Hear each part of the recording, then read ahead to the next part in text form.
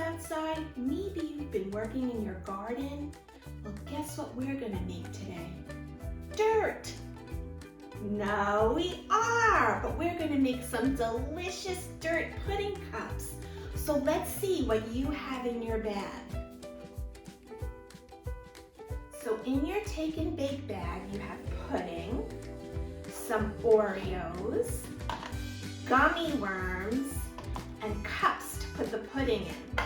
What else you're going to need is 2 cups of cold milk to make the pudding, and an optional thing that you can add is some Cool Whip or whipped topping. I think it makes it nice and light and fluffy, so if you have that in your house, you can use that too.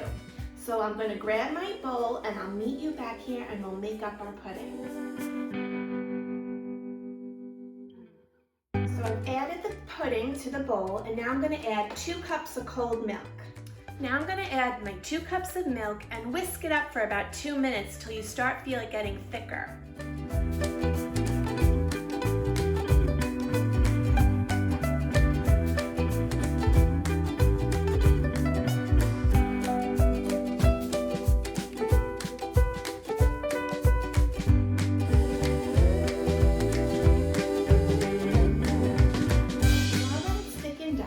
Set this aside to thicken up even more, and I'm going to work on breaking up my Oreo cookies.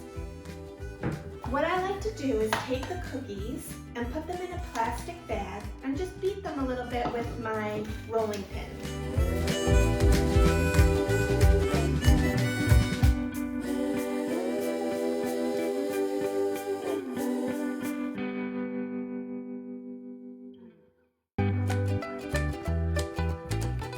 Chopped up my Oreos pretty finely, but you can still see some nice Oreo chunks, and that's what you want when you make the dirt for our pudding.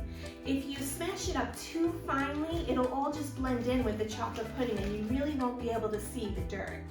The pudding has really thickened up, and now it's time to add the whipped topping if you're using it. I like to add about 1 cup of whipped topping to the 1 box of the pudding mix.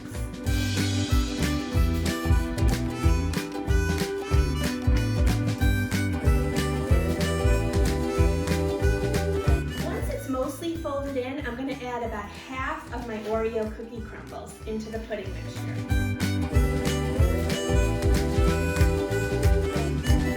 Now that it's all mixed together, I'm going to put the pudding mixture in my cups and put them in the refrigerator just so the pudding sets up and gets nice and cold.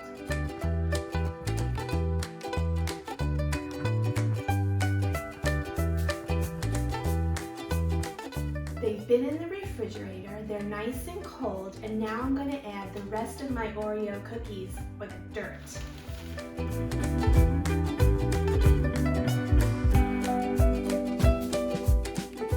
The dirt's in the cup, so now it's time to add some yummy worms.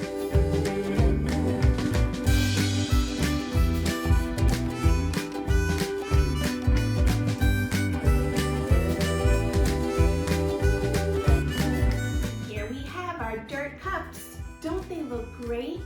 I wonder if anyone in your family will really think that you're eating dirt from the garden and worms. As you can see, it's a really easy recipe. You don't need exact measurements, so you can have a lot of fun experimenting with what you put into it. I wonder if you could find other things that you could put into your dirt cups to make them look like they're real from the garden. I'd love to see pictures of how yours comes out. I'll see you in the library. Bye, friends.